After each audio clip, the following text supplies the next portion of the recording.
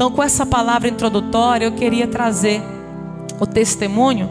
E eu quero deixar bem claro que tem um detalhe que eu vou falar que eu não vou falar em nenhum outro lugar. Eu só vou compartilhar com vocês, porque a Monte Tabor é minha família.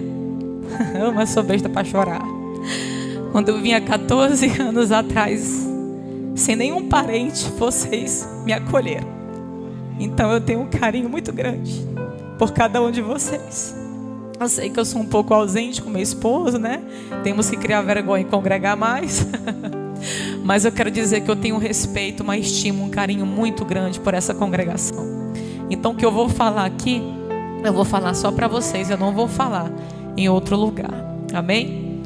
Queridos, eu coloquei alguns pontos aqui para você entender que o que Deus fez na minha vida, o plano dele, mesmo depois de sofrimentos, mesmo depois de caos, como o povo de Israel estava vivendo, mas o Senhor tinha um plano no futuro, que eu não sabia quanto tempo iria durar esse plano para se concretizar, mas no tempo dele, segundo a sua soberana vontade, ele se concretizou.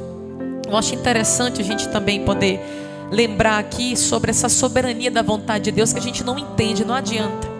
Lá em Isaías, no capítulo 55, o Senhor mesmo vai declarar através do profeta: os meus caminhos e os meus pensamentos são muito mais altos do que os vossos pensamentos. Lá em Romanos capítulo 11, quando o apóstolo Paulo vai fazer um cântico ao Senhor nesse capítulo, e ele vai dizer: quem conheceu a mente do Senhor? Em outras traduções, quem poderá sondar, discernir a mente do nosso Deus? Lá em Provérbios, no capítulo 16, você lembra o próprio sábio Salomão dizendo: o homem, ele maquina, ele planeja muita coisa no seu coração, mas é Deus quem vai determinar o seu caminho e todos os seus passos. Então Deus está no total controle da nossa vida. Ele está no total controle das nossas decisões e emoções. E eu, Nayá, por um tempo pensei que não era bem assim, mas hoje na prática eu posso compreender que de fato, como Paulo esclarece em Romanos 12, a sua vontade é sim boa, irmãos, é perfeita e é agradável. A vontade soberana de Deus é melhor do que a minha e a sua vontade, e o tempo de Deus também é melhor do que o teu tempo e a tua ansiedade. Vamos aprender a descansar no Senhor. É isso que Deus tem me ensinado nesse tempo. Então, de forma sucinta, eu coloquei só alguns pontos, mas de forma sucinta, para você entender. Eu tive o Israel em 2009, e depois dele eu te confesso que eu não pensava em ter filhos. Mas passaram-se os anos, e eu fui fazer faculdade. Depois que eu terminei, agora vamos tentar ter um filho, como se eu governasse a minha vontade, né? E aí em 2015 foi quando eu sofri a primeira perca. Aí em 2016 eu sofri a segunda perca. 2017 a terceira perca.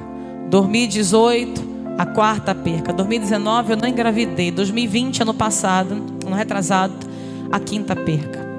Só que em todas essas percas, há algo que o Senhor tirou de mim, mas Ele substituiu e colocou algo dele. O Senhor me ensinou e amadureceu muitas coisas na minha trajetória de fé com Ele. E eu já falei sobre isso aqui, não vou falar mais do que Deus fez através na questão da minha filha, da Ana. E o Senhor começou a levantar, de 2017, 2018 para cá, muitos profetas e irmãos. Nayá, eu sonhei contigo tendo uma menina. Nayá, eu sonhei contigo tendo uma filha. Sonhei contigo grávida. E eu ficava na minha mente: ô Jesus, não me ilude não, Jesus, não me ilude não. Mas eu ficava ali ouvindo, mas eu guardava no meu coração. Talvez muitas pessoas que estão de fora não entendem o coração de esperança que uma mãe tem. Porque era para mim ter desistido, né? 5 percas seguidas. Mas eu não sei te explicar, havia um pouquinho de esperança, como o Senhor disse através de Jeremias: eu que vou dar essa esperança, é Deus que dá. Porque se for depender de circunstâncias favoráveis, nem sempre elas serão positivas para nós. Mas o Senhor é que planta uma sementinha de esperança. Eu ouvi muitas palavras, irmãs, que poderiam me colocar aprisionada dentro de um cativeiro como o povo de Israel.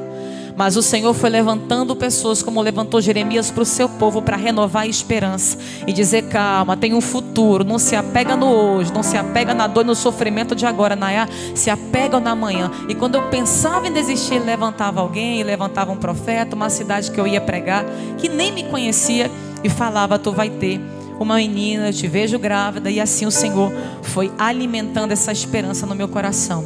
De forma bem sintetizada, em 2020, no começo da pandemia, foi 2020, né? Foi no início, né? 2020, nós fizemos um acampamento. Não sei quem da congregação participou do Equibalo. Tem alguém daqui que estava lá?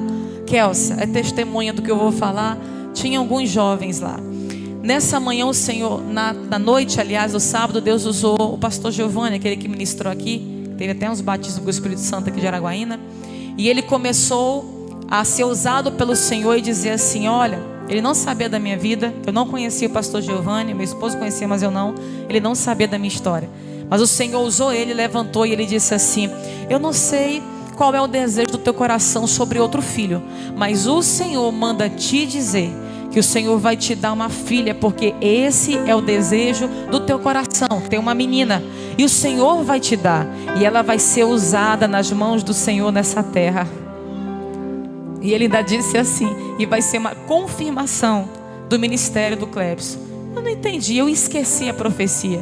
Com 2 meses depois, pandemia, né, meu irmão? Só dentro de casa, engravidei. Em 2020, quando eu engravidei, eu fiquei com uma fé tão grande, irmãos, como nunca. Uma esperança que eu me agarrei tão grande. Agora vai. Passou um mês, aquele medo. Ai meu Deus, não vai. Agora passou um mês, vencemos. 2 meses, 3, nunca tinha ido tão longe. 4 meses de gestação.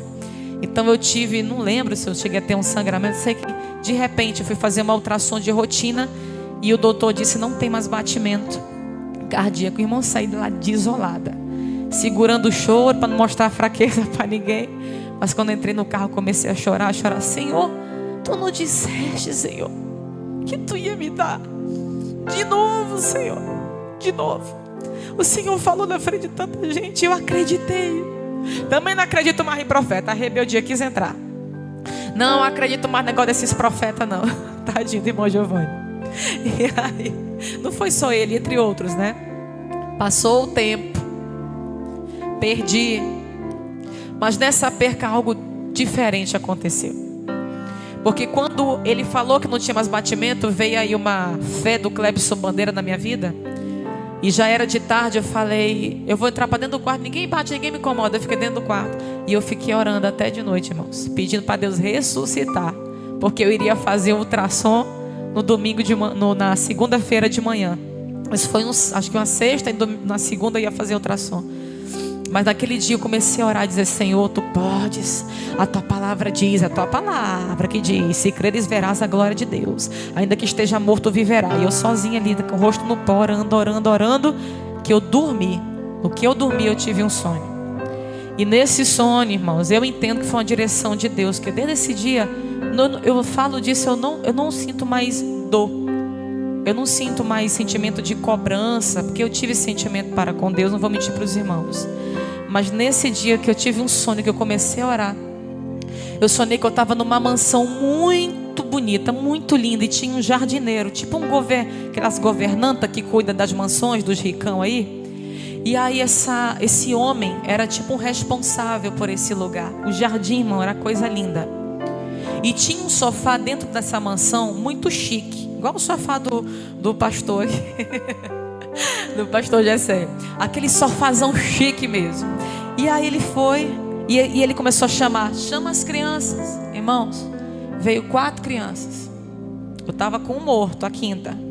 Aí sentou um menininho, outro menininho, uma menininha, que eu já perdi uma menina, e outro menininho. E não, ele não falava, mas ali eu entendia que aquelas 4 crianças eram meus filhos. E eu entendia que ali era o céu.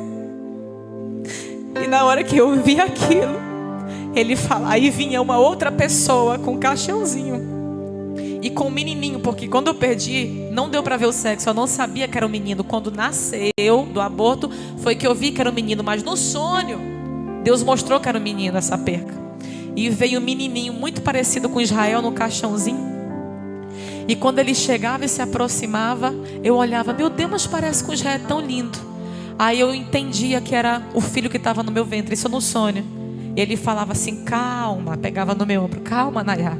Logo ele vai se juntar com essas outras crianças aqui. Elas estão bem, descansa. E eu acordei. E naquele dia, eu fiz um voto com Deus. E eu disse: Senhor, chega. Eu, Nayá, não quero mais tentar e passar por essa frustração. Mas tu colocaste uma esperança que nem eu entendo por que eu persevero nisso. Mas, Senhor, se essa esperança que eu tenho é porque tu ainda tem um projeto de me dar outro filho, eu te peço, me dá uma filha mulher. E se tu me deres, Senhor, se o Senhor me deres uma filha mulher, eu te devolvo uma missionária. Senhor, eu vou criar ela diferente. Israel não veio hoje, é bom que eu posso falar dele. Eu falei desse jeito na oração. Eu falei: Senhor, eu criei o Israel com muito entretenimento. Ela vai ser diferente. Ela vai ser seletiva, a vida dela, o que ela vai fazer. Eu ainda falei desse jeito: Senhor, nem negócio de fotinha para loja, não, vai ser tudo diferente. Vai ser uma menina para o reino, inclinada para o reino. Senhor, eu quero, Pai querido, que ela seja uma missionária no teu reino. E eu me comprometo, Pai, a colocar ela, a levar ela desde criança. Eu falei desse jeito, lá naquela em Gaspar, naquela escola de meninas missionárias. Senhor, eu não como cobra, eu não como jacaré, eu não como cabeça de macaco. Eu não vou mentir, eu não como. Meu psicológico não deixa mais eu comer. Não sei se você come turu, né, gongozinho de coco. Eu vou mentir para você, eu não como. Mas eu orei desse jeito: Senhor, eu não como não, mas eu vou levar essa criança desde pequena para acostumar, desde pequena. Aí ela comeu o que for preciso para não ter frescura. E para ela crescer e servir teu reino sem dificuldade. Agora, Senhor, o coração do homem eu não posso inclinar. Eu vou fazer minha parte, mas que o Senhor volte o coração dela para ti. E tem mais uma coisa, Senhor.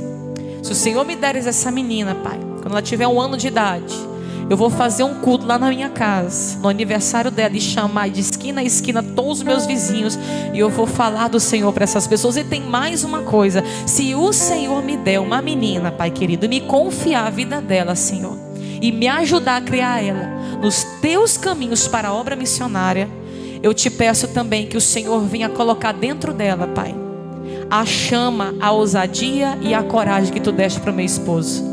O Clebson não está deixando sucessor e nem um legado de sucessor no sentido de um preparo, como Moisés fez com Josué. Mas, Senhor, que tu possa, Pai querido, o que o Senhor deu para o Clebson, fazer que a Ana dê continuidade debaixo da tua unção. E aí eu não lembrava da profecia do pastor Giovanni, que ele disse depois. Eu fui saber esses dias que eu fui lembrar, que ele falou justamente isso, que seria uma confirmação do ministério do pastor Clebson Bandeira. Então, olha os mistérios de Deus. E para mim já concluir, quando eu engravidei, eu falei: Clebson, eu não vou postar nada, eu não vou falar nada para ninguém. Poucas pessoas sabiam. Quem me via se espantava: oh, gente, faz tempo que eu não te vejo, até com bucho. Pois é, não contei até vocês, pouca gente sabia. Mas quando eu fiz isso, foi uma orientação de Deus ficar mais na minha mesmo. Passando-se um tempo já, então quando eu descobri da gravidez, pulei isso aqui que eu já tenho 2 pontos, eu vou já orar. Quando passou esse tempo da gravidez, eu pulei uma parte. Quando eu fiquei sabendo, olha o mistério, quando eu fiquei sabendo que eu estava grávida, estava tendo uma conferência com o pastor Jabes de Alencar, lá na Jerusalém à tarde. Não sei se vocês lembram, alguém foi daqui. Nesse dia eu descobri que eu estava grávida. Eu tinha acabado de perder um bebê. Tinha nem 1 ano. Quando eu engravidei em 2021 já, que eu fiquei sabendo que eu peguei ali o teste, eu mostrei para minha esposa e comecei a chorar. Olha a fé da mulher: meu Deus, de novo vou perder. Olha, depois de 2020 ter pedido, ter orado, né? Pedi, fiz um voto com o Senhor. Mas aí eu comecei a chorar. O Clebson: não, meu amor, agora vai. Aquele jeito do Clebson, né? Agora vai em nome de Jesus. Não, meu amor, já foi 5 vezes. Mas agora você tem um homem de Deus nessa casa. Eu não sou menino do buchão, não. Eu sou profeta. E eu estou dizendo que agora vai, em nome do Senhor Jesus. Sai, Satanás. Aí fez aquela jeito dele lá. Aí eu sem acreditar, sem esperança. Bora lá para a conferência. Aí eu vou: não tem nem cabeça para ir para a conferência. Você vai, que você não se governa. Você não anda por sentimento. Nós vamos juntos. E aí nós fomos juntos, eu, ele e o Israel. Eu fui toda de chinela, desarrumada, estava sem vontade de ir. Eu estava desolada, irmão, pensando que ia perder de novo. Quando eu sento na cadeira, passa uns 20 minutos, o Clebson sobe na escada, que eu fiquei na galeria, e faz assim para mim, ó. Eu já fui zangada. Mulher sabe, né, quando briga com o marido. E eu já fui zangada. Ai, meu Deus, o Clebson vai me chamar para ficar lá na frente. Eu estou toda desarrumada. Aí na hora que ele chegou: vem cá. Aí virou para o irmão do lado, presbítero Josimar da Alto Refúgio. e falou bem assim: fala para ela o que o senhor acabou de me falar quando eu cheguei na igreja. Eu não vou falar não, o senhor que vai falar. E ele não entendendo nada, ele falou assim: tu lembra que 4 anos atrás eu coloquei a mão na tua barriga, na Alto Refúgio, quando tu pregou, e eu orei por ti? Lembro vagamente, irmão. Pois é, eu orei, mas chegou o tempo da promessa a se cumprir. O Senhor vai te dar uma menina, ela vai ser uma missionária na obra de Deus, e dessa vez, assim te diz o Senhor, vai segurar. Eu já vejo ela formada para a honra e glória de Deus. Não tema, que o Senhor já te deu. Eu já vejo ela perfeita nos teus braços, assim diz o Senhor. Aí de novo, a mulher incrédula: meu Deus, não me ilude não, Jesus, não me ilude não. Eu comecei a chorar, irmão, não prestei nem atenção no que o pastor Jabes pregou. Eu chorei a mensagem todinha, mas aqui orando: Senhor, faz isso mesmo, Senhor. Senhor, não me deixa ser iludida de novo, Senhor, faz isso. E foi quando eu decidi esconder a gravidez. Passou os meses, eu vou no 8º mês, na minha penúltima consulta, a médica diz: Nayá, nós vamos ter que tirar com 37 semanas. Tem uns médicos que conhecem a tua situação, e o Senhor diz, aliás, Senhor não, ó, disse assim: já tem que tirar, é melhor tirar logo, já teve muita perca, é bom a gente tirar. Aí me angustiou, que eu queria ter normal, não sabia nem se eu podia, mas eu preferiria pela recuperação. E naquele momento, irmãos, eu fiquei angustiada. Aí eu lembrei de uma profecia de 2 meses antes, da pregadora Mariana, que eu já trouxe aqui, que é usada pelo Senhor, e disse assim: Nayá, assim te diz o Senhor, 2 meses antes disso, eu não estava lembrando. Deus orientando em tudo, irmão, em tudo, regendo em tudo. E aí falou assim: o Senhor manda te dizer que essa criança vai nascer antes das 40 semanas. Não é para tu temer, confia, porque Deus vai te dar um livramento. É um livramento que o Senhor está trazendo na tua vida e dessa criança. E eu não lembrava, aí comecei a me angustiar. E o Cleves: não, vamos orar para virar. Mas a menina não virou. Mas nós vamos orar, meu amor, mas tem a vontade de Deus, meu amor. A menina não vira mais não, a doutora falou, que já está com esse tanto de quilo, tá desse jeito. Meu outro ainda é bicorno, ainda tem isso. E aí ele pegou insistindo, eu fiquei sem paz. Aí o Senhor me lembrou, estava na cozinha, e o Senhor me lembrou a profecia da Mariana. Eu fui ouvir usar de novo, eu disse, liguei para a doutora: nós vamos fazer semana que vem. O Senhor, eu evangelizava muito ela, né? Eu e o Cleves. Aí eu falei: o Senhor disse, lembra que eu lhe falei? Eu não lembrava, mas o Senhor disse que é antes, então vamos ter antes. Depois de 20 dias que eu fui tirar os pontos, ela me contou que eu tive uma situação chamada creta, que é quando o útero fecha, atrofia, parece, e a placenta vai para dentro da hemorragia e morre mesmo a mãe se não tirar o útero.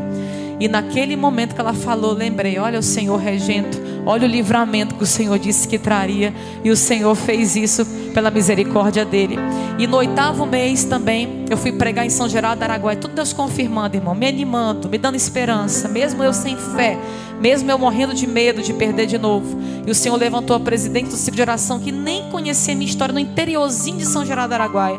E ela pegou a mão na minha barriga, eu estava com uns 4 meses só. E acho que eram uns 4, 5, 6 meses, que 6 meses. Ela virou e falou assim: assim te diz o Senhor, irmã missionária Nayá, tu vai ter o prazer de cuidar. O Senhor te diz que tu vai ter o prazer de trocar. O Senhor diz que tu vai ter o prazer de criar. O Senhor disse que para tu não temer, porque Ele vai te dar essa criança. Ela só esqueceu de falar que eu também nem ia dormir de madrugada, irmão, que tem 2 meses que eu não durmo, mas glória a Deus, não vou reclamar de nada não. O fato é, quando o Senhor fez tudo isso que eu falei para vocês, que eu estou resumindo o resumo dos resumos aqui, foi quando aconteceu o mais extraordinário, que é o último ponto. Aquele profeta que eu vi na Jerusalém, quando eu descobri que estava grávida, eu só vi ele 3 vezes. Nesse dia, no último período que eu já ia tirar a nenê, lá naquela reunião de pastores no Tempo Central, a última reunião, quando eu vi, eu me arrepiei todinha, que eu só vi ele no começo e no final. Aí ele veio com aquele jeito dele, que ele dá assim, medo, assim, quando ele é bem assim, sério, né? Aí ele chegou assim, pegou na minha mão: lembra de mim? Lembro, como é que eu não vou lembrar? Pois o Senhor disse, né? E vai nascer. Aí eu, em nome do Senhor Jesus, mas ainda estava com medo. Em nome do Senhor Jesus, já estava no 8º mês. Aí nasceu a Ana. Aí quando nasceu a Ana, depois de 28 dias, ela teve uma infecção, uma sepsis tardia. Pouca gente sabe disso. Eu fiquei mais ou menos uns, acho que 14 dias, eu acho, no hospital, 13 dias no hospital internada, com ela sendo medicada por antibiótico. E na hora que a gente estava lá, um dia antes de eu sair, quem que aparece no hospital, irmão? O profeta. Chegou lá e falou assim: irmã Nayá, quando eu abri a porta, eu estava sozinha nesse dia. Quando eu abri a porta, Meu Deus, o que é que o senhor veio fazer aqui? Pelo amor de Deus, eu tô é com medo. Aí ele chegou assim: eita, irmã Naya, deixa eu ver a benção. Eita, mas esse Deus é fiel, né? Esse Deus é fiel. Eu peguei, ele é fiel. Ele é fiel mesmo quando a gente duvida, mas ele permanece fiel. E ali ele sentou no sofazinho: eu só vim te dar um recado. Quando tu sair daqui, porque amanhã tu vai receber alta. E eu recebi alta no outro dia. Tu vai para tua casa e tu vai marcar um sábado, porque eu viajo a semana inteira, e tu vai reunir os teus filhos, a tua sogra, o teu marido, mais ninguém, na tua casa, porque o Senhor tem um recado para entregar. Isso que eu vou falar, só vou falar aqui, não vou falar isso aqui mais para ninguém. E ele falou assim: eu vou trazer um recado do Senhor sobre a vida do Israel e sobre a vida da Ana. E até a Ana eu sonhei, o profeta se levantou falando o nome, e o voto que eu fiz foi por causa do que Ana fez com Samuel, a entrega. Por isso também coloquei o nome de Ana. Para terminar o testemunho, nesse momento que ele disse isso, que eu saí no outro dia, isso foi uma terça, no sábado eu marquei para ele lá em casa. Aí vem o mistério. Ele não sabia do voto que eu fiz em secreto, só eu e Deus sabia. A única pessoa que eu contei ainda foi ali a Adriana, né? E a Iracilda, numa chácara que a gente estava ali do pastor Givanildo, e eu compartilhei com ela, mas ninguém sabia desses detalhes. Irmão, aqui vem o mistério. Na hora que ele chegou lá em casa, ele pegou Israel e ele falou assim: vocês pensam que o Israel tem ministério na igreja e tal? E começou a falar: mas vai ser tudo diferente como vocês estão pensando. Com Israel vai ser diferente. O Senhor vai prosperar essa criança. O Senhor vai abençoar, e tu, Israel, vai ser um semeador no reino de Deus. E começou a falar tanta coisa linda. E ele estava precisando de um renovo, meu irmão, faz tempo, adolescência. E ele começou a chorar ali e receber do Senhor aquela palavra. Quando foi depois, ele não sabia do voto que eu fiz das missões. Ele chegou e disse assim: a Ana, está aqui o país que o Senhor está dizendo que ela vai. Aí mostrou o país da África, a nação da África, esse continente, mostrou para a gente, aquelas crianças dançando, um vídeo que está rodando. É para esse lugar que o Senhor chama essa criança. Essa criança é para vocês esconderem. Orem sobre essa criança. O Senhor tem um chamado sobre ela. E o Senhor me trouxe aqui para ungir essa criança. Aí ele pegou o óleo, irmãos, foi muito forte. Pegou os 2 pezinhos dela e ungiu. E começou a orar. O Senhor está dizendo que Ele vai levar essa criança às nações, e que Ele vai usar ela na obra missionária. E tudo aquilo que eu orei naquele dia, eu entendi. O Senhor escutou a minha oração, irmãos, e o Senhor concedeu o desejo do meu coração. Eu não estou falando aqui porque eu sou merecedora de alguma coisa. Pelo contrário, há uma responsabilidade muito grande agora sobre a minha vida. E eu peço oração a vocês, os meus irmãos da minha congregação, para redobrarem as orações pela minha família. E que o Senhor me dê sabedoria, entendimento e perseverança para criar essa criança nos caminhos do Senhor. E para que o Senhor incline o seu coração todos os dias da sua vida em cumprir a sua vontade, para a honra e para a glória do seu nome. Esse é o testemunho. Isso foi o que Deus fez comigo. Porque lá em Jeremias, no capítulo 29, no versículo 11, ele diz: sou eu que conheço os planos que eu tenho para vocês, diz o Senhor, planos de fazê-los prosperar e não de causar dano, plano de dar a vocês esperança e um futuro. Então vocês clamarão a mim, virão orar a mim, e eu vou ouvir a vocês. Gostaria que você ficasse de pé, por gentileza.